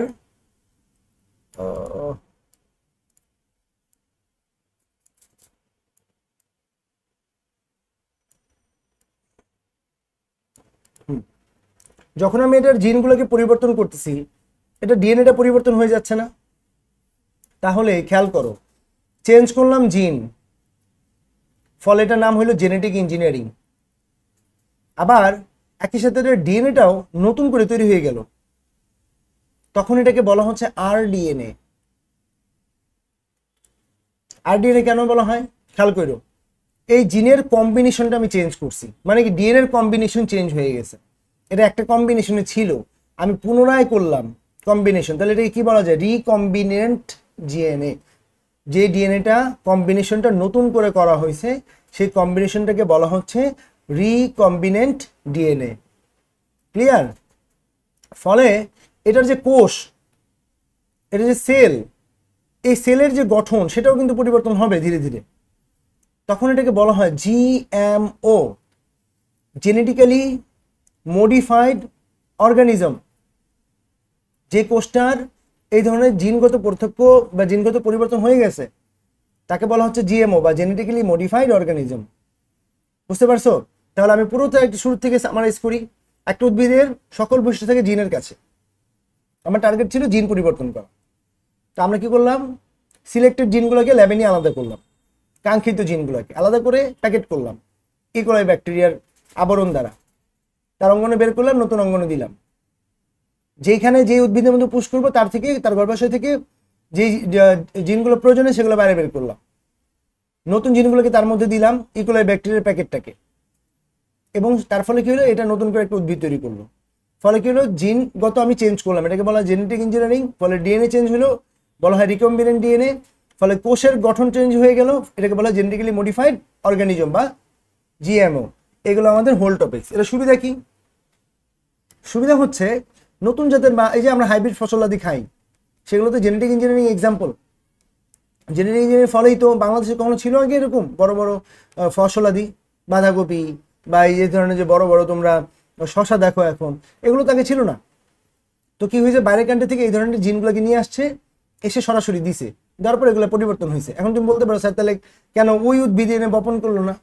করলে হয়তো না, অনেকাংশে তাদের ওয়েদার আমাদের ওয়েদার মিলবে না, তাই শুধুমাত্র তাদের বৈশিষ্ট্য চেঞ্জ করছে, পুরোপুরি উদ্ভিদ চেঞ্জ না করে। ওকে, এগুলো সুবিধা। অসুবিধা কি? ধরো এইখান থেকে যে উদ্ভিদগুলো নিয়ে আসা হয়েছে, তা উদ্ভিদের তো রোগ হয় বিভিন্ন ধরনের। সো এই যে কোনো একটা উদ্ভিদের যদি রোগের জিনটাও চলে আসে, তাহলে সেখান থেকে যে উদ্ভিদটা তৈরি হবে সেই উদ্ভিদটাও সেই রোগাক্রান্ত হবে, এবং একটা পর্যায়ে উদ্ভিদের প্রজাতির বিলুপ্ত হয়ে যেতে পারে। এগুলোর প্রতি সচেতন থাকতে হয়। পরের টপিক্সে যাবো, লাস্ট টপিক্স, এই চ্যাপ্টারের লাস্ট টপিক্স। এটা হচ্ছে ন্যানো টেকনোলজি।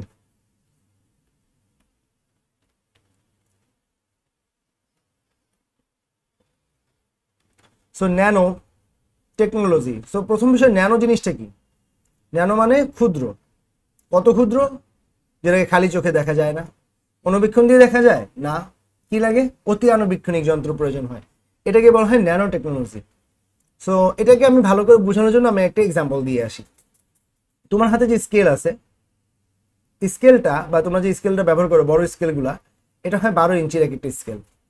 এরকম 3টে স্কেলকে যদি তুমি পাশাপাশি রাখো, 12, 12, 12, 3 12 36 ইঞ্চি, আরো তুমি 3.37 ইঞ্চি নিলা, 3 ইঞ্চ, এখানে 12 ইঞ্চি করে আছে।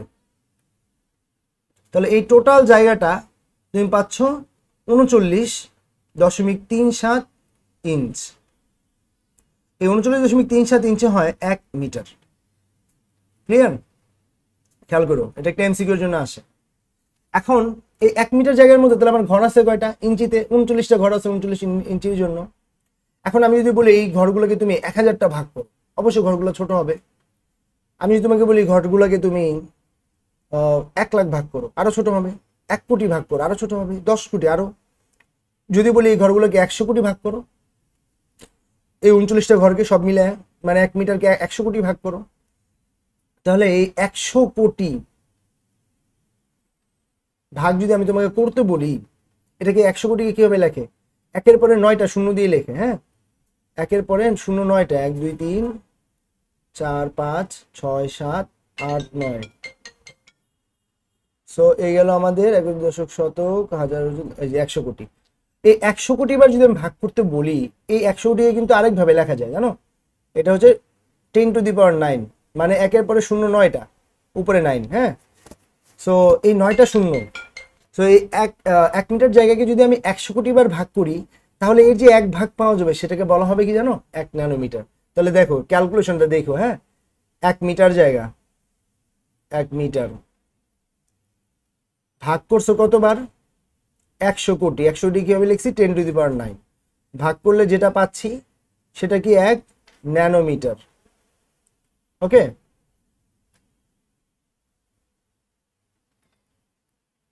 রিপিট। 1 মিটার জায়গা ছিল 39.37 ইঞ্চি, এটা এমসিকিউ। সেটার জন্য ভাগ করছি কি দ্বারা? 100 কোটি দ্বারা।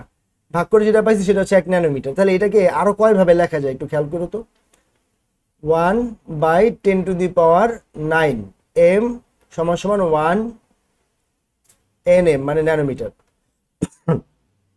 এটাকে আবার লেখা যায় 10⁹, এটা নিচে আছে, উপরে আসলে কি হবে? -9। আমরা যদি নিচে থেকে উপরে আসলে পাওয়ার নেগেটিভ হয়, সমান সমান 1 ন্যানোমিটার।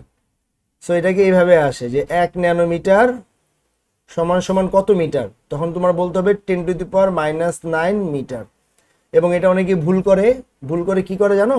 এটা বলে 1 মিটার সমান সমান 10⁻⁹9 ন্যানোমিটার। ওইটা কিন্তু ভুল, বারবার বলতেছি, এটা কিন্তু ভুল। 10⁻⁹9 এর সাথে মিটার হবে, সমান হবে 1 ন্যানোমিটার। সো এগুলো খেয়াল করবে, এগুলো এমসিকিউতে খুবই ইম্পর্টেন্ট এমসিকিউ।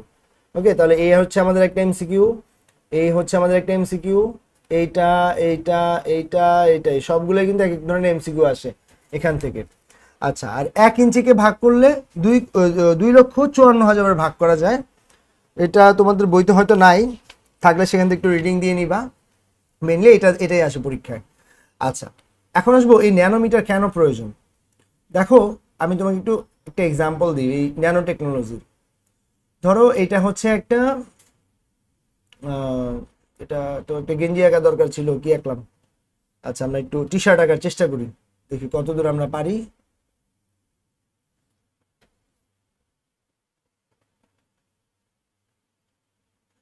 ধরো এটা একটা টি শার্ট বা একটা ড্রেস, যাই ধরো। তো এখন ধরো আমরা চাচ্ছি এই যে এই ড্রেসটায় যদি কেউ একজন শ্যুট করে, তাহলে খুব সহজেই কিন্তু এই ড্রেসটা ভেদ করে শ্যুট বা গুলিটা ওই পাশে চলে যাবে, তাই না? তোমরা কঠিন, তরল, বায়বীয় 3টা পদার্থের অণুর গঠন জানো। আমরা যদি 3টা পদার্থের অণুর গঠন পাশাপাশি একটু একে বুঝাই, তাহলে হোপফুলি আরো ক্লিয়ার হবে। এটা হচ্ছে কঠিন, তরল, এটা হচ্ছে বায়বীয়। তো এই কঠিন পদার্থের অণুগুলো কি থাকে? একদম কাছাকাছি থাকে, এইভাবে লেগে লেগে থাকে। তাদের মধ্যে কোনো ফাঁকা জায়গা থাকে না, থাকে খুব কম। তরল পদার্থের মধ্যে অণুগুলো দেখো একটু দূরে দূরে থাকে। তো যার ফলে তরলের মধ্যে আমরা সহজে ঢুকে যেতে পারি, পানির মধ্যে হাঁটতে পারি না, হাত পা ঢুকাই দিতে পারি। বাট তরলের মধ্যে, কঠিনের মধ্যে কি আমরা পারি? তুমি কি চাইলে টেবিলের মধ্যে হাতটা ভিতরে প্রবেশ করাতে পারো না? কারণ কি, এই কঠিন পদার্থের অণুগুলো সব কাছাকাছি, তাদেরকে তুমি ভেদ করতে পারো না সহজে। বাট তরল পদার্থকে সহজে ভেদ করতে পারো। বায়বীয় পদার্থ চিন্তা করলে বাতাসের মধ্যে আমরা চলাফেরা করি, বাতাসের অণুগুলো আরো দূরে দূরে আছে। ধরো এত দূরে দূরে আছে বাতাসের অণুগুলো। তাহলে হিসাব করো, কঠিন পদার্থের অণুগুলো কাছাকাছি থাকে, তরলেরটা একটু দূরে দূরে থাকে, বায়বীয়তে আরো দূরে দূরে থাকে। কঠিন পদার্থের অণুগুলোর মধ্যে আবার পার্থক্য আছে, যেমন কাঠও কঠিন পদার্থ, কিন্তু তাদের অণুর মধ্যে ফাঁকা আছে। আবার কি, লোহাও কঠিন পদার্থ, তাদের মধ্যে ফাঁকা আছে। কিন্তু ডায়মন্ডের ক্ষেত্রে চিন্তা করলে এটা আরো অনেক বেশি কঠিন, এটা এত ফাঁকা নাই। এর মানে ঘটনাটা কি ঘটছে খেয়াল করো, এখানে কয়টা আছে? 3টা 4 5 6 7 নিচের রোতে 7টা অণু আছে। এই 7টা অণুর জায়গায় যদি আমরা কঠিন পদার্থের এই জায়গায় 7-এর জায়গায় যদি আমরা 15টা অণু রাখতে পারি, 15টা, তাহলে কি অণুগুলা বেশি হবে। আর আমরা জানি অণুদের মধ্যে একটা আকর্ষণ বল আছে, এই আকর্ষণ বলের নাম হচ্ছে আন্ত আণবীয় আকর্ষণ বল। আন্ত মানে কি অভ্যন্তরীণ, আণবীয় মানে কি অণুর মধ্যবর্তী যে আকর্ষণ বল। এই আন্ত আণবীয় মানে এই অণুগুলোর মধ্যবর্তী আকর্ষণ বল আছে বিধায় তো এই অণুগুলো একসাথে থাকে, তাই না, পাশাপাশি থাকে। সো এখন বিষয়টা হচ্ছে এই যে আন্তঃআণবিক আকর্ষণ বল, এই বলটার কারণে যেটা ঘটে যে এই অণুগুলো সহজে একটা আরেকটাকে ছেড়ে যায় না, কাছাকাছি থাকে এবং তাদের মধ্যে সহজে ভেদ করা যায় না। এখন যে অণুর আকর্ষণ বল যেমন যেমন ধরো লোহার আকর্ষণ বলটা কম, সরি কাঠের আকর্ষণ বল কম, তাই তুমি ধরো এটার মধ্যে একটা পেরেক সহজেই ইন করাইতে পারো। বাট তুমি একটা লোহার বা একটা অ্যাঙ্গেল যেগুলো স্টিল সেগুলোর মধ্যে এত সহজে পারো না। তুমি হয়তো ডায়মন্ডের মধ্যে আরো পারবা না, প্লাটিনামের মধ্যে আরো পারবা না। তাহলে খেয়াল করো এই যে অণুগুলার এখানে যত অণুগুলার আকৃতি ছোট হবে এতটুকু জায়গায় তত বেশি অণু দেওয়া যাবে, তাদের মধ্যে আকর্ষণ বল তত বেশি হবে। ওকে, আচ্ছা, তোমরা নিউটনের থার্ড ল পড়ছো। থার্ড লতে কি আছে? প্রত্যেক ক্রিয়ারই সমান ও বিপরীত প্রতিক্রিয়া আছে, তাই না? যেমন তুমি একটা টেনিস বলকে যদি দেয়ালে ছুঁড়ে মারো, সে আবার তোমার কাছে ব্যাক আসে, মানে প্রতিক্রিয়া আছে একটা, রাইট? সো এখন যখন আমরা এই কঠিন পদার্থের মধ্যে কোনো একটা কিছুকে ইন করাইতে চাই, তো কঠিন পদার্থ কাঠের মধ্যে ইন করাইতে যে শক্তি লাগবে, লোহার মধ্যে ইন করাইতে অবশ্যই আমার এর থেকে বেশি শক্তি অপচয় করতে হবে। অণুর গঠন যত শক্ত হবে তার মধ্যে আরো বেশি শক্তি লাগবে। যখন কেউ একটা শুট করবে, একটা গুলি করবে, তখন সে তো একটা নির্দিষ্ট ফোর্সে যাবে, তাই না? নির্দিষ্ট একটা বল থাকবে তার মধ্যে।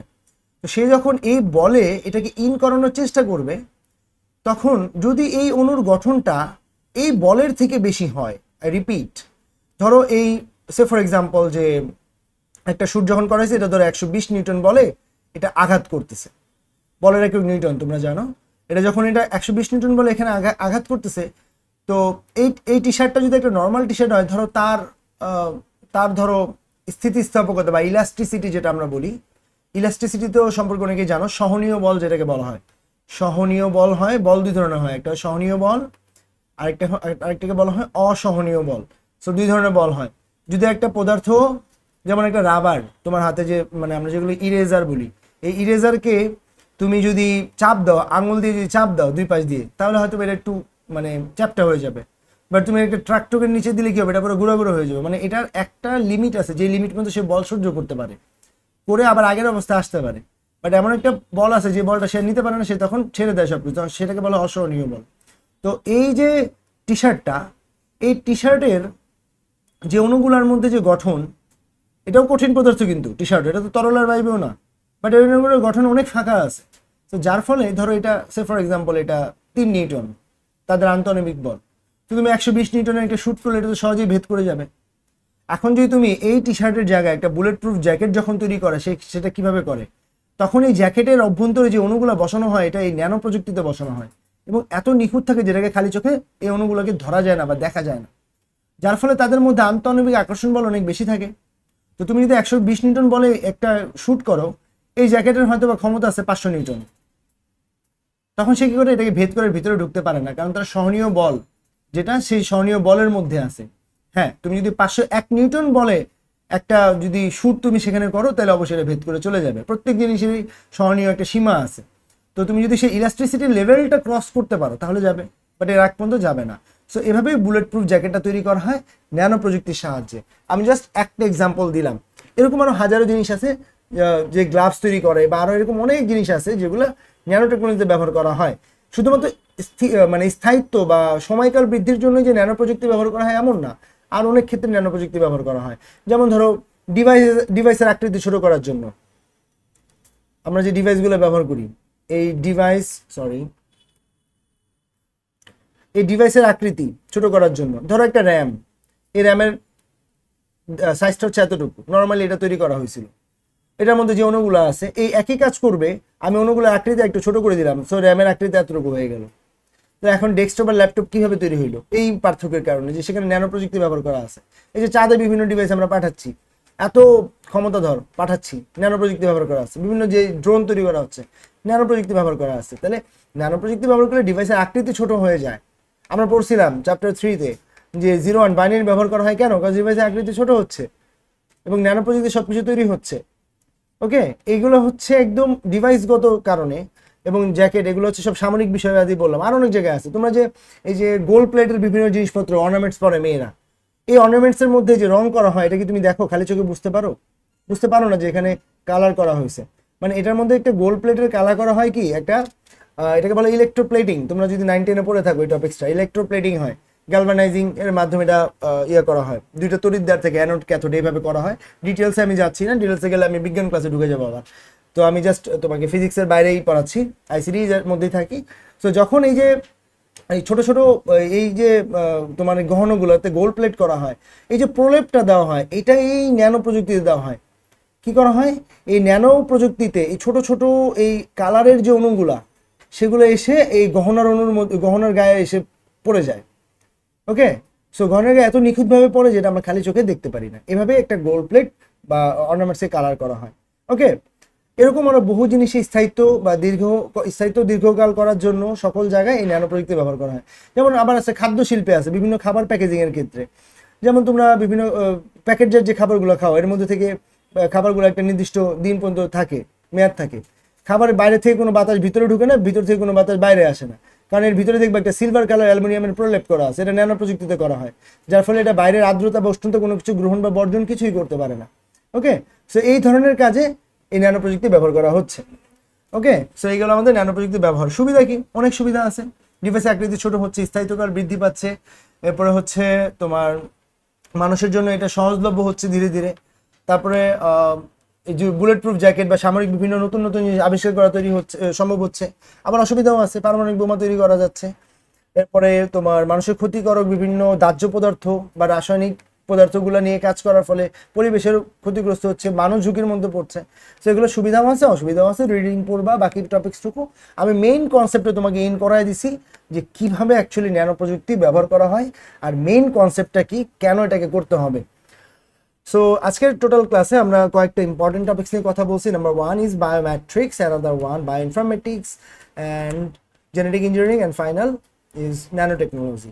সো এই সবগুলো টপিক্সের মধ্যে তোমাদের কারো কোনো প্রশ্ন আছে কিনা থাকলে ভাবতে থাকো, আমি এর ফাঁকে আরেক কয়েকটা কথা বলবো। এর বাইরে আরেকটা টপিক্স থাকে, সেই টপিক্সটাকে আমরা বলি আইসিটি নির্ভর উৎপাদন ব্যবস্থা আছে। এরপরে আইসিটি উৎপাদন ব্যবস্থা, আইসিটি সুফল কুফল, তারপরে আছে হচ্ছে তোমার এই চ্যাপ্টারের আরো কয়েকটা বিষয় আছে, সব বইতে নাই। সাইবার ক্রাইম, অনলাইন ভিত্তিক যত ধরনের খারাপ কাজে হচ্ছে সেগুলোই সাইবার ক্রাইমের অন্তর্ভুক্ত। আর হ্যাকিং জিনিসটা কি? কারো বিনা অনুমতিতে কোনো কিছু গ্রহণ করা হচ্ছে হ্যাকিং। কারো বিনা অনুমতিতে কোনো তথ্য নিজের আয়ত্তে নিয়ে আসা হচ্ছে হ্যাকিং। খেয়াল করো, সফটওয়্যার পাইরেসি হচ্ছে কারো বিনা অনুমতি কারো সফটওয়্যার চুরি করা হচ্ছে সফটওয়্যার পাইরেসি। সফটওয়্যার পাইরেসি, খেয়াল করো টপিকসগুলো। হ্যাঁ, আমি একদম ছোট ছোট পার্থক্য। সাইবার ক্রাইম হচ্ছে যে কোনো ধরনের অপরাধ, হ্যাকিং হচ্ছে কারো বিনা অনুমতিতে কারো তথ্য নিজের আয়ত্তে নিয়ে আসা, সফটওয়্যার পাইরেসি হচ্ছে সফটওয়্যারগত বিভিন্ন ধরনের তথ্য চুরি করা। তারপরে আছে হচ্ছে প্লেগারিজম হচ্ছে কারো কোনো কিছু কপি করা বা নকল করা। ধরো তোমার বান্ধবী একটা পোস্ট করছো, তুমি 1 মাস পরে সেম জিনিসটাকে পোস্ট করছো, তাহলে এটা একটা প্লেগারিজমের অন্তর্ভুক্ত বা কপি করার অন্তর্ভুক্ত। এটা এক ধরনের অন্যায়। তারপর আছে ফিশিং জিনিসটা হচ্ছে ধরো তোমাকে একটা লিঙ্ক দিচ্ছে, তোমার বান্ধবী বলছে এখানে যে সাইন আপ করো বা এখানে করলে তোমার আইডিটা ঠিক আছে কিনা চেক করতে পারবা। তুমিও যে সেখানে যে ক্লিক করে দিয়ে দেখছো, পাসওয়ার্ড দিতে বলছো, তুমি দিছো, সকাল বেরোটা স্ট্যাটাস দিছে আমার আইডি হ্যাক হয়ে গেছে, এরকম স্ট্যাটাস দেখছো আইডিতে। তো কি হয়েছে? ফিশিং হয়েছে। ফিশিং কিভাবে হয়? তোমাকে একটা মেল পাঠাইছে, তুমি মেলটা দেখে মনে করছো হ্যাঁ সত্যিই তো আমার এখন এটার অ্যাকশন নেওয়া উচিত, তুমি তাড়াতাড়ি যে এগুলাতে তোমার আইডি পাসওয়ার্ড সব কিছু গোপন তথ্য দিয়ে দিছো। সো এটা হয়েছে ফিশিং। তোমাকে যে মেলটা থেকে মেল পাঠাইছে তুমি খেয়ালই করো না মেলটার কে পাঠাইছে। যেমন গুগলের মেল পাঠালে এরকম ভাবে পাঠাইছো google.com, হয়তো তোমাকে এখন মেল পাঠাইছে GOAGLE এই থেকে মেল পাঠাইছে, এ তো আর গুগলের অংশ না। এখন তুমি খেয়াল করো না, তুমি ভাবছো আচ্ছা আমার অ্যাকাউন্ট মনে হয় প্রোটেকশন করতে হবে, আমার আইডি পাসওয়ার্ড চাইছে দিয়ে দিছো, সেখান থেকে ফিশিং হয়ে গেছে। সেটা কিন্তু আবার হ্যাক না, সেটা কিন্তু ফিশিং। তাহলে এই ধরনের বিষয়াদি হতে পারে। তো এগুলো পরীক্ষার আসতে পারে যে হ্যাকিং কি, ফিশিং কি, প্লেগারিজম কি, সফটওয়্যার পাইরেসি কি, সাইবার ক্রাইম কি, হ্যাঁ, বা সাইবার বুলিং হচ্ছে অনলাইনে কাউকে উত্ত্যক্ত করা। এরপরে এইগুলোর জন্য সাইবার ক্রাইম ইউনিট কিন্তু বাংলাদেশে অনেক সক্রিয়। সো যে কোনো ধরনের বিপদে পড়লে সাইবার ক্রাইমের হেল্পও কিন্তু তোমরা চাইলে নিতে পারবা। ওকে, সো এই যে সাইবার রিলেটেড অনেক বিষয়াদি আছে, এগুলো ওখানে রিডিং করবে, রিডিং করলে হোপফুলি এগুলো তোমার ক্লিয়ার হয়ে যাবে। আর এই চ্যাপ্টারে তেমন কিছু নেই, আর কিছুই না, আমি সব কিছুই পড়ায় ফেলছি। তোমাদের কাজ হচ্ছে পুরো চ্যাপ্টারটাকে ভালো করে রিভিউ করা, প্রত্যেকটা টপিকস ইন ডিটেলস। আমি নোটটাও তোমাদেরকে দিয়ে দিব। সো 9টার দিকে যে এক্সামটা হবে, আমি এখন ভাবতেছি চ্যাপ্টার 3 একা না নিয়ে চ্যাপ্টার 1 আর চ্যাপ্টার 3 দুটো মিলিয়ে নিব। দুইটা সৃজনশীল থাকবে, 20 মার্কস, 10-10-20। আর ধরো দুইটা সৃজনশীল লিখতে সর্বোচ্চ মানুষের সময় কতটুকু লাগবে, 20 মিনিট করে 40 মিনিট। আর হচ্ছে 20টা এমসিকিউ দিব। কি বলো, 40 মার্কসের একটা এক্সাম নেই, 1 ঘন্টার মধ্যে হয়ে যাবে কাভার, 60 মিনিট, 20টা এমসিকিউ 20 মিনিট, আর ওখানে 20-20 40 মিনিট। ওকে, 1 ঘন্টার একটা এক্সাম হবে। টোটাল তোমাদের 60 মার্কসের 40 মার্কসের এক্সাম হবে 1 ঘন্টায়। ঠিক আছে, ইনশাল্লাহ চ্যাপ্টার 1 চ্যাপ্টার 3 উপরে এক্সাম কিন্তু অ্যাটেন্ড করতে হবে সবাইকে, এটা মাথায় রাখবা। ওকে, সো আজকের জন্য আল্লাহ হাফেজ।